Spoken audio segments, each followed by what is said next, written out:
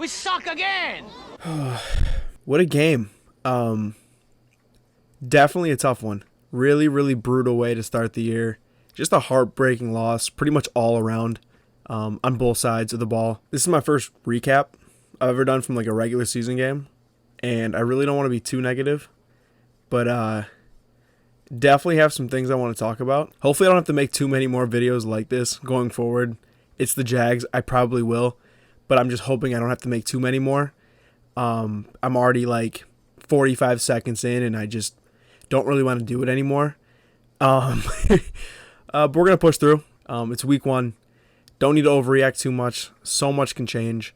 I'm seeing people on the timeline say wild, going kind of crazy, throwing the word bust around a lot. I don't think we need to go that far. There's definitely some bright spots from today's game, but overall, just a lot of mistakes on both sides of the ball. Really everyone, to be honest. Not many players were that great today. Definitely a few. Definitely a few bright spots from today, but overall, just a really lackluster performance. But it's week 1. We're all rusty. The Jags fall 28-22 to the Washington Commanders on the road today. Looking to take on the Colts and hopefully win that game in week 2.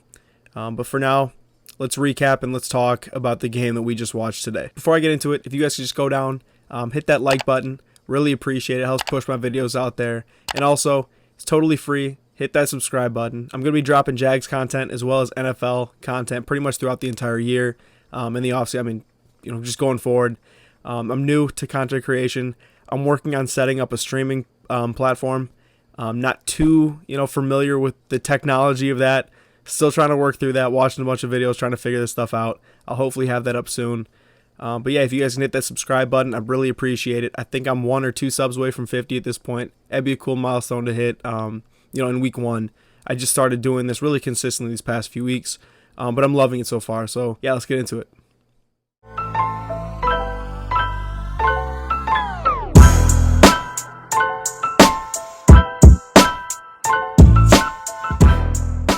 All right, from the first drive, we looked really good on offense. We started with the ball. Christian Kirk, 25-yard reception, followed up by James Robinson, I think right around the same yardage run. We ended up stalling out, but we ended up coming away with points and taking an early lead, which you don't really see too often, at least for the past 2 years, a Jags lead. So best believe I enjoyed every second of it. It was just unfortunate that it really didn't last too long. On the following drive from Washington, they go down the field, score a touchdown, Curtis Samuel, who was eating us alive all day.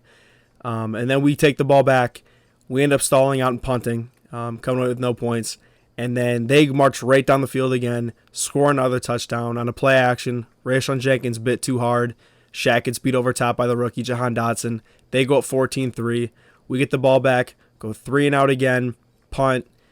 And there's 14 unanswered points. We're down 14-3, and they got the ball right back. So already, 2 defensive drives resulting in 2 touchdowns. Just really not the way you want to start off on defense. After such a really promising drive to start the game by the offense, just a really brutal way to follow that up. And on that 3 and out, Trevor Lawrence misses Marvin Jones on a 3rd down, which would have been probably a 70-yard touchdown. Had him by probably 5 yards beat, and Trevor Lawrence just overthrows him. Kind of a common theme today. T-Law definitely wasn't on. Missed a bunch of throws. 7 points on the board right there that we just left. We get a chance to score before half. There's about 5 minutes to go. We got down to the red zone. Trevor Lawrence misses Zay Jones on an out route. And then the very next play, ETN drops a would-be walk-in touchdown. The throw could have been better, but it's a catchable ball regardless. Should have been 7 points right there. That's 14 points we've left on the board at this point, and we're still in the first half and down 14-3. Those are big points right there. And then another chance to score. Minute 30 left in the half. Josh Allen punches the ball out of Curtis Samuel's arm. We recover the ball. Go down the field a little bit. And with about 20 seconds left, Riley Patterson misses a field goal. Just dings off the post from 37 out. Gotta hit that. If you're keeping track, that's 17 points we've now left on the board. And we're down 14-3 at this point still. That's a 20-14 game. Now in the second half, the momentum started to shift. On the Washington Commanders' first opening drive, Trayvon Walker gets his first NFL sack. The bend on that play was ridiculous. Just absolutely just way too fast for the tackle. I think it was Sam Cosmi. Beats him around the edge, brings down Carson Wentz. Really, really nice play by Trayvon, and we get the ball. We take over. Kirk, 45-yard bomb over the top. Trevor Lawrence, just a beautiful throw. And see, it's that consistency. I mean, he's missing throws left and right in the first half, but also making these amazing throws at the same time. It's just we got to find a better middle ground. Get down to the red zone. James Robinson receiving touchdown. Missed the 2-point conversion. Try to get to Evan Ingram. Really good coverage. Not much more you can do about it. Defense makes a stand. Forces a punt. We go down. We kick 3. Riley Patterson for 43. Fourth quarter starts off. Tyson Campbell, an amazing interception. Makes an amazing break on the route. Completely cuts off Jahan Dotson. Takes the football away. Interception. Fantastic play by Tyson Campbell. We capitalize off the interception. We kick 3.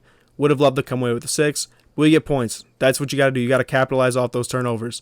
We end up taking the lead 15-14. Riley Patterson for about 45 yards out. And the very next drive, Trayvon Walker makes probably, and there's bias here, but that may have been one of the greatest defensive plays that I have ever seen, let alone by a rookie. If I can find the clip, I'll throw it in here.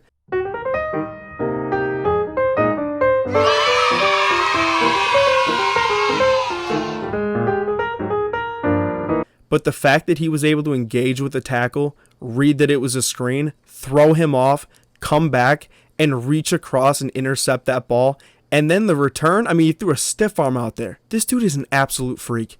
I am so thrilled with that pick right now. I know it's early. It was genuinely one of the greatest defensive plays that I have seen in a very, very long time. And he's a 21-year-old rookie. And then right off that interception, we capitalize again. The very next play, James Robinson, 11-yard rushing touchdown. Really, really nice run by J-Rob. At this point, it's 22-14. Momentum is completely on our side. Our first 4 drives of the second half are touchdown, field goal, touchdown. That's how you come out of the half, especially when you've shot yourself in the foot already 100 times in the first half. You have to make up for it in the second half, or else you're not going to compete. Now we have a chance to ride this momentum even more. It's 3rd and 8, need a stop, give up a huge chunk to Logan Thomas for a first down, and the very next play, a 50-yard touchdown over Shaquille Griffin for about 50 yards. Cisco late on the coverage. It seemed like a miscommunication in the back end. And then, the momentum kind of shifts right back to Washington's side. A big touchdown like that is really going to change the momentum of any game. Our very next drive gets killed with a sack on a 3rd and 4 that takes us out of Washington's territory. We got a punt. We punt it down to the 10, so we have a shot. The defense has a shot here. They got to go 90 yards to score. If we get a stop, we get the ball back, and we are in complete control of the game to ice it out. Defense just needs 1 stop.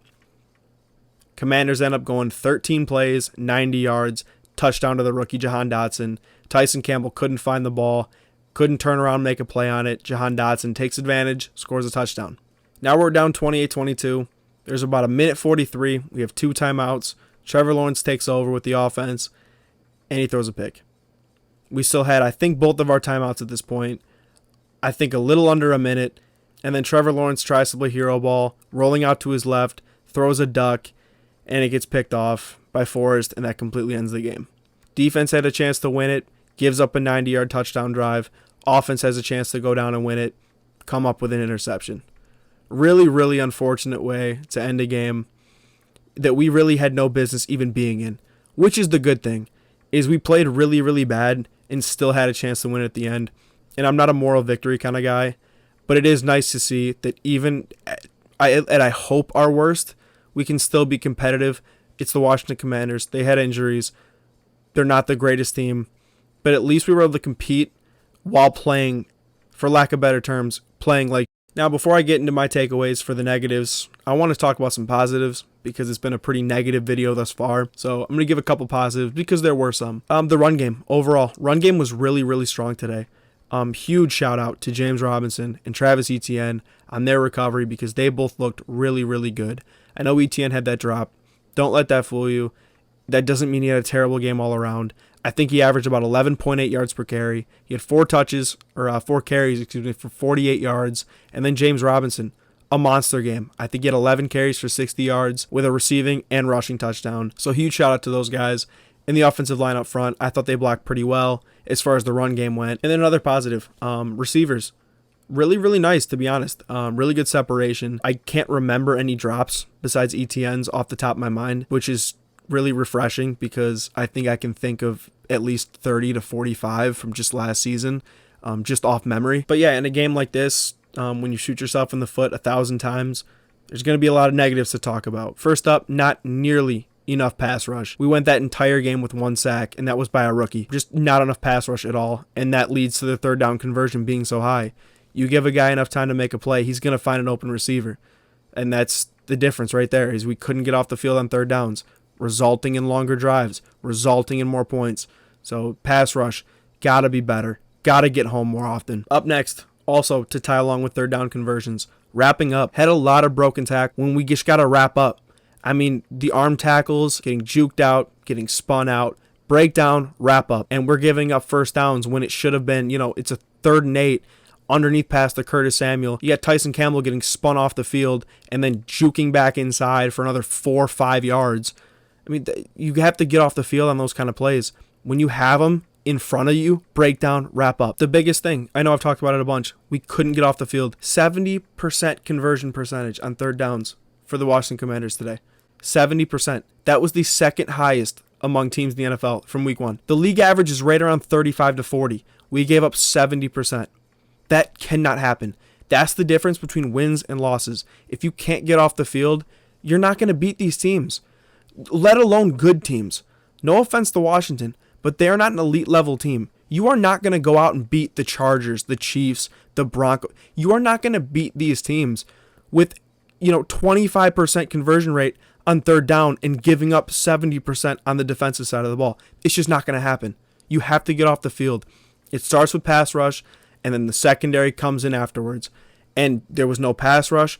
Carson Wentz was able to find open guys, dink and dunk down the field, beat us over top. You have to get off the field. Inexcusable. And then penalties. We more than doubled them in penalties. They had 6, we have 13. Again, these are the things that will cost you games. There were drive killers. There were, penalties that gave them a fresh set of downs. You cannot win games like this. Almost 100 yards in penalties. And then communication in the secondary. We had a couple plays that I can remember. The Terry McLaurin touchdown. Andre Sisco doesn't get over there in time to help out Shaquille Griffin. And then Rayshon Jenkins on a touchdown to Jahan Dotson. Bites on the play action. And then, Shaq gets burnt over top. Probably expecting help to be there. Dotson brings it in. There's a touchdown. Just a little bit of miscommunication. It's week 1. We're rusty. That one I'm not taking too seriously. That one I think is going to be totally fine. We got good corners, decent safeties. I think they'll work it out eventually. That one I'm not too concerned about. Definitely a correctable mistake. And then finally, Trevor Lawrence. Just inconsistency, missed throws, a lot of points left on the board by, just really, really bad throws by Trevor, which is frustrating. I'm seeing the word bust a lot on my timeline. Get that out of here. Relax. It's week 1. I know last season was bad. It's his second year, his second offensive coordinator, second head coach, second playbook already. Brand new receiving core. Give it some time. It's not going to be perfect right away. The chemistry isn't completely built yet. That takes a little bit of time to develop. I'm not freaking out about that right now. Just the consistency, it's got to be better, and I hope to see that improve on a week-by-week basis. And then, weirdly enough, getting batted at the line of scrimmage. He's 6'6", and I think he had like 4 or 5 passes batted by the line of scrimmage from Washington. Now, they're a good defensive line, don't get me wrong, but you're 6'6", it's really inexcusable. A couple of those were drive killers. It's just weird that happens so much. He's 6'6", you got to get the ball over the line. To close it out, I want to do it on a positive note. I got 3 winners from today's game. Number 1, going to Trayvon Walker. I'm going to give him the player of the game today. In his rookie debut, he comes out, he has 4 total tackles, 3 solo tackles, a sack, a tackle for loss, a pass deflection, a QB hit, and an interception. What more can you ask for a rookie debut? It looks just so physically different than any other rookie I've seen. I mean, it's kind of scary how he's built and how fast he is. I'm definitely going to give him player of the game. Just an awesome performance from Trayvon Walker. Again, that interception was seriously one of the greatest plays I've ever seen by a defensive player. That was just truly sickening. Up next, I got James Robinson. The way he comes back, he looks like he hasn't lost a step. He looks the exact same, if not better, than he did the past season and then the season before. He's just truly a freak of nature. The fact that he was able to come back from an Achilles tear and be fully prepared and ready to go by week 1. I wasn't sure what they meant when they said that he was going to be a full participant and ready to go for week 1. I'm like, okay, I expect maybe 5, maybe 7 total touches. Nothing too crazy, not a lot of red zone work, just a couple things to get the rust off a little bit. No. Now he had 11 carries, 66 yards and a touchdown, as well as a reception for 3 yards and a touchdown. Just an awesome day for James Robinson. Huge shout out to him. What a game. What a comeback. I mean, how can you not love this guy? And then up next, we got Christian Kirk.